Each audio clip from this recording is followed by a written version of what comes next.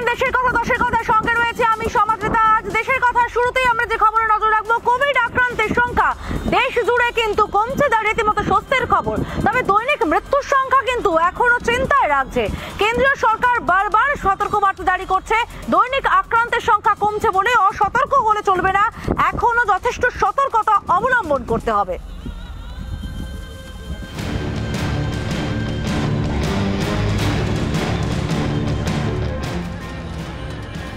গোটা দেশ জুড়ে করোনার দ্বিতীয় ঢেউয়ের গ্রাফ এখন অনেকটাই নিম্নমুখী। কমছে আক্রান্ত ও মৃতের সংখ্যা। এর মাঝেই প্রায় 2 মাস পর দেশের সব থেকে কম দৈনিক সংক্রমণ। ফের 3000-এর নিচে নামল দৈনিক মৃত্যুর সংখ্যা। একসঙ্গে টানা 24 দিন ধরে দৈনিক সুস্থতার সংখ্যা দৈনিক আক্রান্তের থেকে বেশি। কেন্দ্রীয় স্বাস্থ্য মন্ত্রকের হিসেব অনুযায়ী দেশে এই মুহূর্তে অ্যাক্টিভ কেসের সংখ্যা 14,77,799। মোট আক্রান্তের সংখ্যা 2,88,09,339। দেশে মোট মৃত্যু হয়েছে 3,46,759 জনের। ভারতে 23,13,22,417 জন টিকা নিয়েছেন। স্বাস্থ্য মন্ত্রকের জন্য সবথেকে স্বস্তির জায়গা হলো অ্যাক্টিভ কেস। এদিন নতুন করে অ্যাক্টিভ কেস কমেছে প্রায় 75,000-এর কাছাকাছি, যার ফলে চিকিৎসাধীন রোগীর সংখ্যা নেমে এসেছে 14 লক্ষের নিচে। নিয়মিত বাড়ছে করোনা পরীক্ষার হার। ইতিমধ্যেই দেশে 36 লক্ষেরও বেশি মানুষের করোনা পরীক্ষা হয়েছে। এর মধ্যে গত 24 ঘন্টায় টেস্ট হয়েছে প্রায় 20,36,000। রিপাবলিক বাংলা। দৈনিক সংক্রমণের সংখ্যা কমছে, কিন্তু করোনার নিত্য নতুন প্রজাতি কিন্তু চিন্তায় রাখছে বিশেষজ্ঞদের। যেমন ডেল্টা থেকেও ভয়ঙ্কর এক প্রজাতির করোনার হদিশ মিলল। বিভিন্ন রাজ্যে পাওয়া গেল এই হদিশ। দেশের বিভিন্ন প্রান্ত থেকে এই হদিশ পাওয়া যাচ্ছে এবং এই প্রজাতি ডেল্টার থেকে 15 গুণ বেশি ভয়ঙ্কর বলে দাবি গবেষকদের।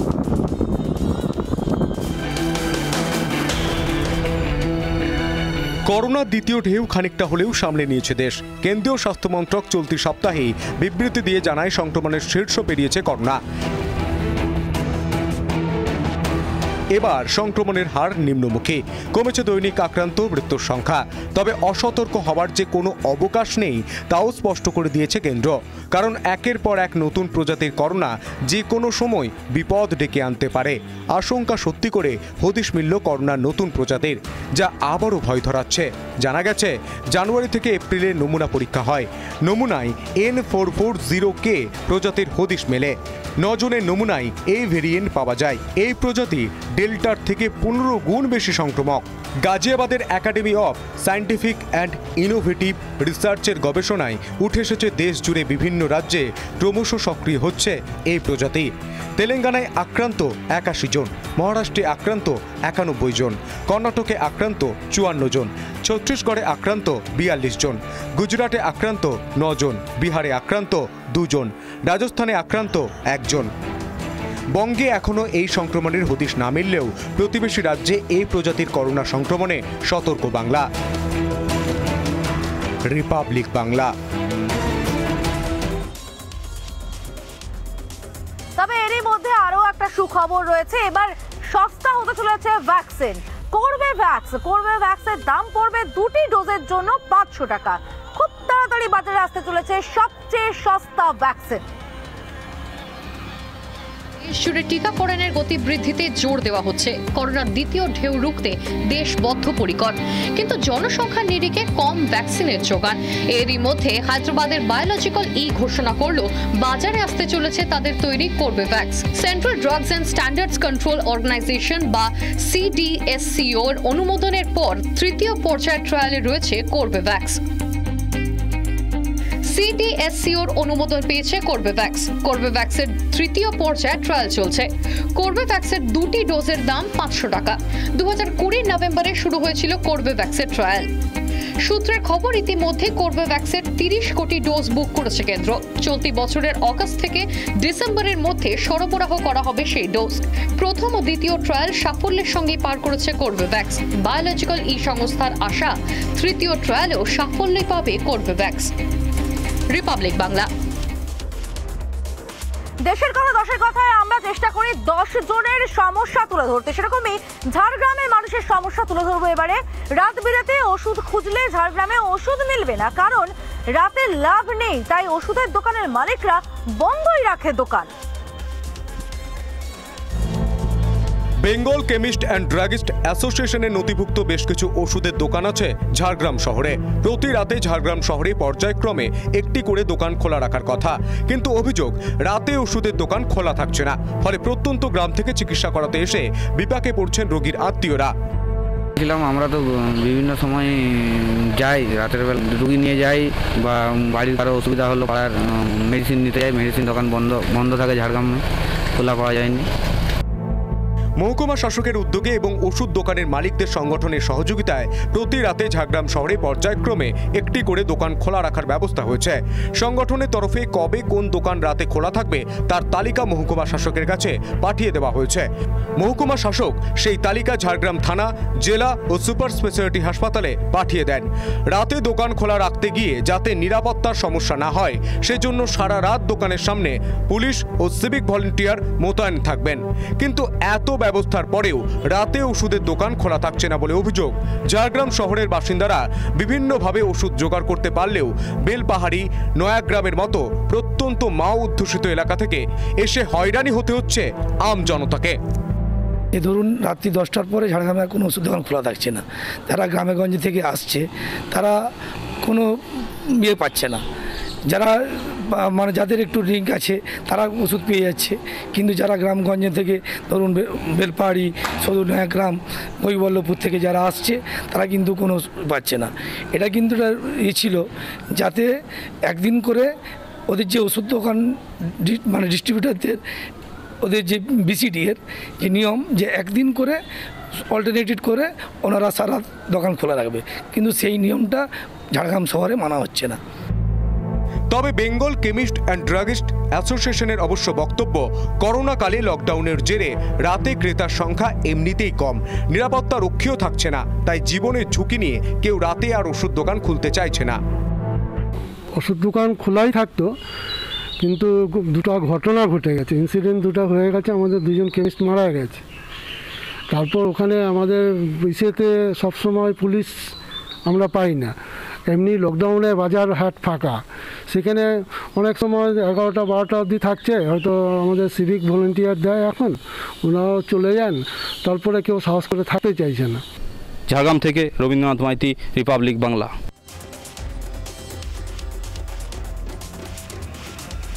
দশের কথা যখন হচ্ছে তখন মানুষের কথা ভুলে গেলে চলবে না, এবং মানুষের কথা বলতে গেলে পড়ুয়াদের কথা আসবেই। এই পড়ুয়াদের পাশে রিপাবলিক বাংলা, এবং রিপাবলিক বাংলা বারবার প্রচার করেছে যে কেন পড়ুয়াদের জরুরি ভিত্তিতে ভ্যাকসিনেশন হবে না। রিপাবলিক বাংলার রাজ্য জোড়া ক্যাম্পেইনের পর সাউথ পয়েন্ট স্কুল ভ্যাকসিনেশনের সিদ্ধান্ত নিয়েছিল। গতকাল শিক্ষক শিক্ষিকাদের ভ্যাকসিনেশন হয়েছে এবং তারপর আজ পড়ুয়া এবং অভিভাবকেরা ভ্যাকসিন পেলেন সাউথ পয়েন্ট স্কুলে।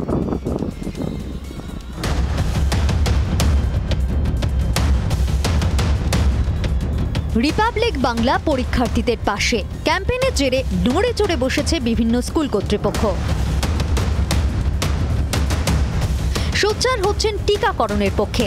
কমিটি গড়ার পরেও নতুন করে ভাবছে রাজ্য সরকারও। রাজ্য সরকারের নিয়ন্ত্রণাধীন মাধ্যমিক ও উচ্চ মাধ্যমিক বোর্ডের পরীক্ষা এই করোনা পরিস্থিতিতে আদৌ করা উচিত কিনা তা নিয়ে যখন সাধারণ মানুষের মতামত চাইছে সরকার, তখন কেন্দ্রীয় বোর্ড সিবিএসসির তত্ত্বাবধানে থাকা কলকাতার সাউথ পয়েন্ট স্কুলে শুরু হয়েছে সার্বিক টিকাকরণ প্রক্রিয়া।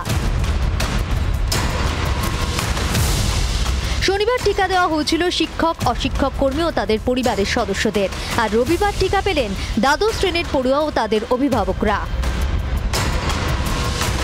একটা আনসার্টেনটি ছিল ভ্যাকসিন পাবো কিনা, কারণ 18 বছরের উপরে এই রিসেন্টলি অ্যানাউন্স হয়েছে যে 18 বছরের উপরে যারা পাবে তারা ভ্যাকসিন পাবেন। তো একদিক থেকে রিলিফ যে একটা ডোজ পেয়ে গেলাম, আমরা স্কুল আমাদের অ্যারেঞ্জ করে দিয়েছে। যে পড়ুয়ারা আজকে ভ্যাকসিন নিচ্ছেন তারা কিন্তু তাদের বাইরে পরীক্ষা দিতে যেতে হোক বা পড়াশুনো করতে যেতে হোক, তারা কিন্তু অনেকটা নিশ্চিন্ত বোধ করছেন। তারা মনে করছেন যে ভ্যাকসিন নিয়ে থাকার কারণে তারা কিছুটা এগিয়ে রইলেন মানসিকভাবে বিভিন্ন পরীক্ষার জন্য। এইভাবেই কার্যত সাউথ পয়েন্ট হাই স্কুলে দ্বাদশ শ্রেণীর যে পড়ুয়ারা তাদের কিন্তু আজকে ভ্যাকসিনেশনের কাজ করা হলো। পড়ুয়া টিকাকরণে নজির গড়ল দক্ষিণ কলকাতা সাউথ পয়েন্ট স্কুল। 2 কেন্দ্রীয় বোর্ডের পরীক্ষা বাতিল হলেও টিকাকরণকে অগ্রাধিকার দিয়েছে স্কুল কর্তৃপক্ষ। দ্বাদশ শ্রেণীর পর পরিস্থিতি স্বাভাবিক বলে অনেক পড়ুয়াই উচ্চশিক্ষার জন্য বিদেশে যায়। তাদের এই টিকাকরণে অনেক সুবিধা হলো।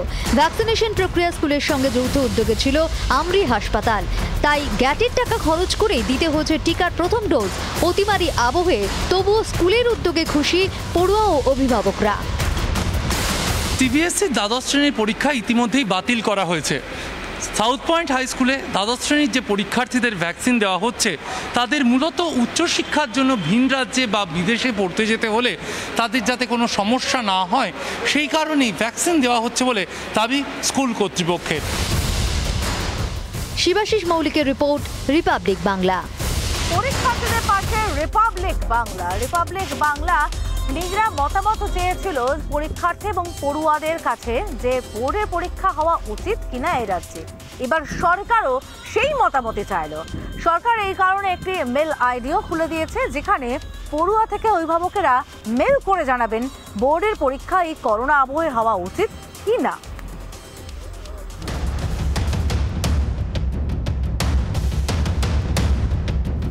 দেশ জুড়ে হু হু করে বাড়ছে সংক্রমণের দ্বিতীয় ঢেউ।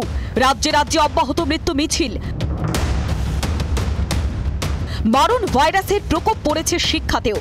সিবিএসসি, আইসিএসসি, আইএসসি পরীক্ষা বাতিলের ঘোষণা হয়েছে। পরীক্ষার্থীদের স্বাস্থ্য সুরক্ষার কথা ভেবে পরীক্ষা বাতিলের ঘোষণা করেছেন প্রধানমন্ত্রী। এ বিষয়ে অভিভাবকদের মতামত নেয় কেন্দ্র। পরীক্ষার্থীদের পাশে রিপাবলিক বাংলা। পরীক্ষা হওয়া উচিত কিনা সে নিয়ে রিপাবলিক বাংলার ক্যাম্পেইনে ব্যাপক সাড়া পড়ে। সেই খবরের জের করোনা পরিস্থিতিতে রাজ্যে বোর্ডের পরীক্ষা হওয়া উচিত কিনা পড়ুয়া, অভিভাবক ও সাধারণের মতামত চাইল সরকার। মতামত জানাতে খোলা হলো মেল। টুইট করে পরীক্ষা নিয়ে অভিভাবকদের মতামত চাইলেন মুখ্যমন্ত্রী মমতা বন্দ্যোপাধ্যায়।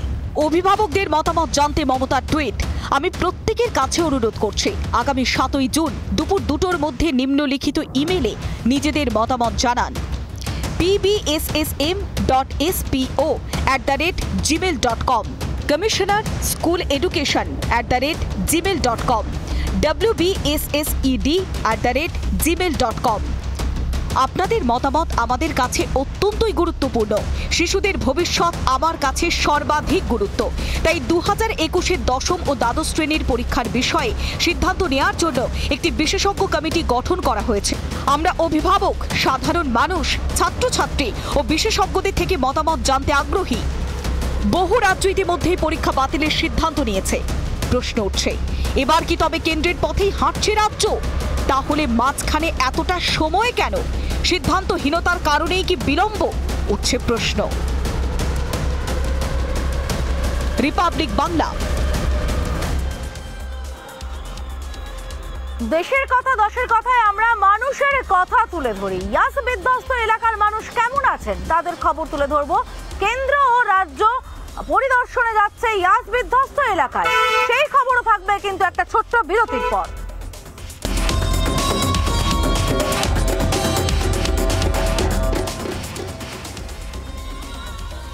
ইয়াস বিধ্বস্ত এলাকার মানুষের কথা বলছিলাম আমরা। জলপাই গ্রাম, কাঁথের জলপাই গ্রাম, যেখানে ইয়াস আছড়ে পড়ার ঠিক পরের দিন পৌঁছে গিয়েছিলেন আমাদের সিনিয়র নিউজ এডিটর স্বর্ণালী। গিয়ে দেখেন ঠিক কতটা দুর্দশার মধ্যে আছেন জলপাই গ্রামের মানুষেরা। ঠিক তার 10 দিন পর আমাদের আরেক প্রতিনিধি প্রিয়াঙ্কা পৌঁছে গেল সেই জলপাই গ্রামে। দেখা গেল যে আঁধারে তারা ছিলেন এখনো সেই আঁধারেই রয়েছেন। দেখুন তাদের অবস্থা। গ্রামের নাম রঘু সর্দার বার জলপাই। কাঁথির একটি ছোট্ট গ্রাম বলা যেতে পারে ছিল, কারণ সেই গ্রাম এখন জলের তলায় পড়ে লন্ডভন্ড। আপনি তো দেখতে পাচ্ছেন আমরা কিরকম কষ্টে আছি। বাচ্চা কাচ্চা নিয়ে কিরকম থাকবো বলো? এইসব বাচ্চা নিয়ে কি ওই যে ছোট ছোট বাচ্চা কোথায় থাকবো আমরা? এখনো কোনো পাইনি, হতে পাইতে পারে, তাও আমরা জানি না। তো ভেসে গেল। কিছু আছে, কিছু নেই আমাদের ঘরে, সব চলে গেছে। আমরা বান্ধে আমরা বাচ্চা প্লাস্টিক চাপিয়ে আমরা থাকি। 26 তারিখ ইয়াসের তাণ্ডবের পর প্রায় 10 দিন অতিক্রান্ত। কোনোভাবেই মাথা গোঁজার ঠাঁইটুকুই শুধু পেয়েছেন এই গ্রামের বাসিন্দারা। প্রতি বছরই বাঁধ ভাঙলে বা বন্যা হলে এই গ্রাম জলের তলায় যায়। আর প্রতিবারই ওনারা আশা করেন সরকারের তরফ থেকে হয়তো একটু হলেও সাহায্য পাবেন, আর সেই আশা প্রত্যেকবার ওই জলের তোড়ে আবারও ভেসে যায়। কথায় বলে ভেসে যায় কাগজের নৌকা, আর এই গ্রামে ভেসে যাচ্ছে শৈশব, ভেসে যাচ্ছে পড়াশোনা, ভেসে যাচ্ছে সমস্ত বাড়ির জরুরি কাগজপত্র। এই যে ছবি, এই যে দৃশ্য এখানে দেখা যাচ্ছে, সমস্ত বই খাতা, LIC ডকুমেন্টস সমস্ত কিছু জলে ভিজে নষ্ট হয়ে গেছে, এবং নষ্ট হয়ে গেছে আগামীর যারা ভবিষ্যৎ তাদের একরাশ স্বপ্ন। আমাদের কোনো পরিবারের কোনো চাল ধান কোনো খাওয়ার কিছুই নেই। কাগজপত্র দেখলেন স্যার, সমস্ত কাগজপত্র সব ভেসে গেছে, ছেলে মেয়েদের বইপত্র ভেসে গেছে, পরনের পোশাক পর্যন্ত নেই। আমরা কিভাবে বাঁচবো আমরা কিছুই জানি না। কাগজপত্র দিয়েছে যাবে, আর আমার তো থাকার মতন জায়গা নেই, সব ঘর টর ভেঙে নিচে পড়ে গেছে। কোনো টাকা আমফানের পর ইয়াস, এরপরে হয়তো আসবে অন্য কোনো ঘূর্ণিঝড়, তখনও কি বাঁধ হবে? এই প্রশ্নই এখন গ্রামের বাসিন্দাদের। ভিডিও জার্নালিস্ট অরিত্র মাইতির সঙ্গে প্রিয়াঙ্কা রায়, রিপাবলিক বাংলা, কাঁথি, পূর্ব মেদিনীপুর। আর ইয়াস বিধ্বস্ত এই মানুষগুলো ঠিক কেমন আছে তা খতিয়ে দেখতেই কেন্দ্রের পরিদর্শক দল রাজ্যে। আগামীকাল তারা ইয়াস বিধ্বস্ত এলাকাগুলিতে যাবে, কথা বলবেন সেখানে দুর্গত মানুষদের সঙ্গে। তারা ঠিক কি অবস্থায় রয়েছেন, এখনো পর্যন্ত কি সাহায্য পৌঁছেছে, কাদের কাছে সাহায্য পৌঁছয়নি, যাদের কাছে সাহায্য পৌঁছয়নি তাদের ঠিক কি কি প্রয়োজন রয়েছে এই মুহূর্তে, এই পুরো বিষয়টাই খতিয়ে দেখবে কেন্দ্রের পরিদর্শক দল। ইয়াস বিধ্বস্ত যে বিস্তীর্ণ এলাকা, সেই সমস্ত এলাকায় পৌঁছে যাবেন তারা এবং তাদের সেখানে গিয়ে দুর্গতদের সঙ্গে কথা বলবেন। বিস্তারিত জানবো আমাদের প্রতিনিধি অর্ণব মজুমদারের কাছ থেকে। অর্ণব, কি আপডেট রয়েছে? দেখো সমাদৃতা, যেটা দেখা যাচ্ছে যে 7 সদস্যের কেন্দ্রীয় প্রতিনিধি দল কিছুক্ষণ আগেই কিন্তু শহর কলকাতায় পা রেখেছে। দমদম বিমানবন্দরে কিন্তু তাদের বিমান এসে পৌঁছায় এবং এই মুহূর্তে কিন্তু তারা দক্ষিণ কলকাতার আলিপুরের একটি অভিজাত 5 হোটেলে রয়েছেন। আগামীকাল এখান থেকে কিন্তু তারা বেরোবেন এবং তারপর দুটো টিমে বিভক্ত হয়ে প্রথম টিমটি যাবে হাওড়ার ডুমুরজলা স্টেডিয়ামে। সেখান থেকে হেলিপ্যাড গ্রাউন্ডে তারা উড়ে যাবে দক্ষিণ 24 পরগনা। সেখানে পাথর প্রতিমা গোসাবার যে বিস্তীর্ণ অংশ, সেই অংশ তারা পরিদর্শন করবেন এবং তার পাশাপাশি যে অফিসিয়ালসরা রয়েছেন রাজ্য সরকারের তরফে, SDO, BDO, DM সহ যে একাধিক প্রশাসনিক শীর্ষকর্তারা, তাদের সাথে বৈঠক করবেন। এবং দ্বিতীয় টিমটি কিন্তু কলকাতা থেকে বাই রোডে যাবে দীঘা এবং সেখানে গিয়ে তারা কিন্তু দীঘা এবং মন্দারমণি সংলগ্ন যে এলাকা, সেই এলাকা কিন্তু তারা পরিদর্শন করবেন এবং সেখানে কিন্তু DSDA তে তারা একটি বৈঠকও সারবেন। তবে যেটা সব থেকে গুরুত্বপূর্ণ, এই যে টিমটাকে যে পাঠানো হয়েছে তাতে কিন্তু মিনিস্ট্রি অফ হোম অ্যাফেয়ার্সের যেমন একজন পদাধিকারী ব্যক্তি রয়েছেন, তেমন কিন্তু director of jute development, department of agriculture corporation and farmers welfare, অর্থাৎ কৃষি সংক্রান্ত বিষয়টি। অর্থাৎ আমরা দেখেছিলাম যে ইয়াসের পর যেভাবে জমির পর জমি কার্যত নোনা জলের তলায় চলে গেছিল, সেইভাবে কিন্তু কৃষি দপ্তরের একজন আধিকারিক, তেমনই কিন্তু ministry of road transport and highway, অর্থাৎ রাস্তা এবং হাইওয়ে ডিপার্টমেন্টের আধিকারিক সহ আরো বেশ কয়েকটি ডিপার্টমেন্টের আধিকারিকদেরকে পাঠানো হয়েছে, যাতে গোটা অবস্থা পর্যালোচনা করে কোথায় কিভাবে রিস্টোরেশন ওয়ার্ক করা যায় এবং কোথায় কত বাজেটের এই সমস্ত বিষয়টা খতিয়ে দেখার জন্য অনেক অনেক ধন্যবাদ অর্ণব, আপাতত তোমাকে।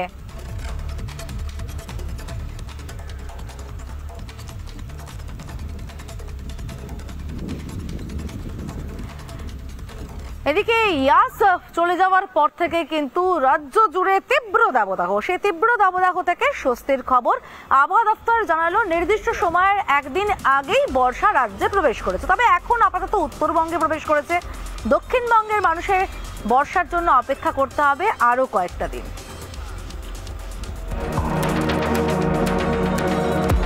গরমে হাঁসফাঁস, কাঠফাটা রোদে জরুরি প্রয়োজনেও বাইরে বেরোনোর উপায় নেই। ঘরে থাকলেও গরমে কাহিল ছোট থেকে বড় সবাই। চাতকের মতো অপেক্ষা বর্ষা আসবে কবে। রাজ্যবাসীকে স্বস্তির খবর শোনালো আবহাওয়া দপ্তর। সাধারণত উত্তরবঙ্গ হয়ে রাজ্যে বর্ষা প্রবেশ করার নির্ধারিত দিন 7ই জুন। এবছর তার একদিন আগেই বর্ষা বাংলায় প্রবেশ করল, জানিয়েছে আলিপুর আবহাওয়া দপ্তর। ইতিমধ্যে উত্তরবঙ্গে প্রবেশ করেছে দক্ষিণ পশ্চিম মৌসুমী বায়ু। হিমালয় লাগোয়া 5 জেলাতেই বর্ষার আগমন। নির্ধারিত সময়ের একদিন আগেই বর্ষা ঢুকল উত্তরবঙ্গে। 11 জুন উত্তর বঙ্গোপসাগরের উপরে নিম্নচাপ তৈরি হওয়ার সম্ভাবনা। নিম্নচাপের জেরে গোটা দক্ষিণবঙ্গে ভারী বৃষ্টির সম্ভাবনা। ইতিমধ্যে উত্তরবঙ্গের বেশ কিছু অংশে বিক্ষিপ্ত বৃষ্টিপাত শুরু হয়েছে। উত্তরবঙ্গে বর্ষা ঢুকলেও এখনো অপেক্ষায় রয়েছে দক্ষিণবঙ্গ। গত কয়েকদিনের প্রবল গরমে দক্ষিণবঙ্গের জেলাগুলিও হাঁসফাঁস করছে। আবহাওয়া দপ্তরের আশ্বাস, চলতি সপ্তাহেই দক্ষিণবঙ্গেও বর্ষা আসবে। সময় মতো বর্ষা আসার খবরে তাই কিছুটা হলেও স্বস্তিতে সাধারণ মানুষ।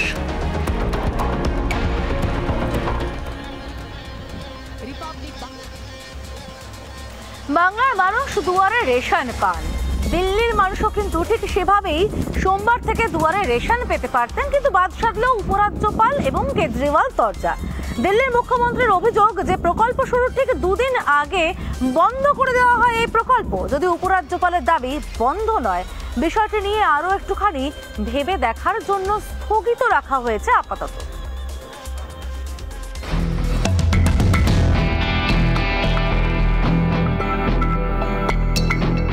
দিল্লিকে পথ দেখিয়েছে বাংলা। পশ্চিমবঙ্গের মুখ্যমন্ত্রী মমতা বন্দ্যোপাধ্যায়ের মতো কেজরিওয়ালও দিল্লিবাসীকে দুয়ারে রেশন পৌঁছে দেওয়ার পরিকল্পনা নিয়েছিলেন। সোমবার থেকে চালু হওয়ার কথা ছিল সেই প্রকল্পটির, কিন্তু তার ঠিক 2 দিন আগে এই প্রকল্প কেন্দ্রের তরফে বন্ধ করে দেওয়া হয়েছে বলে অভিযোগ।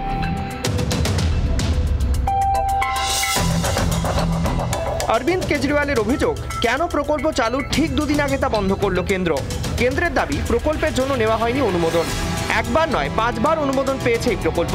এর জন্য কেন্দ্রের অনুমোদনের দরকার নেই। দুয়ারে পিৎজা ডেলিভারি হলে কেন রেশন নয়?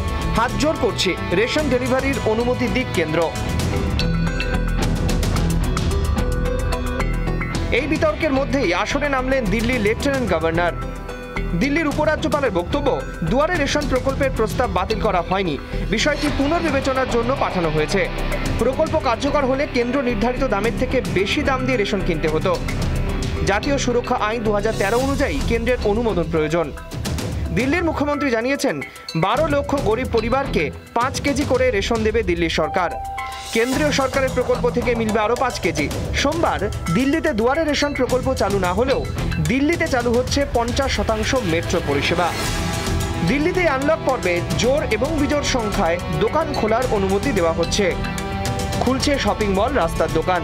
সরকারি ও বেসরকারিভাবে খোলা থাকবে দোকান। সরকারি ও বেসরকারি 2 জায়গাতেই আনলক প্রক্রিয়া। সেক্ষেত্রে বেসরকারি অফিসে 50% কর্মী উপস্থিত থাকতে পারবেন। সরকারি অফিসে গ্রুপ এ কর্মীদের জন্য 100% এবং গ্রুপ বি কর্মীদের জন্য 50% উপস্থিতি থাকতে পারবে।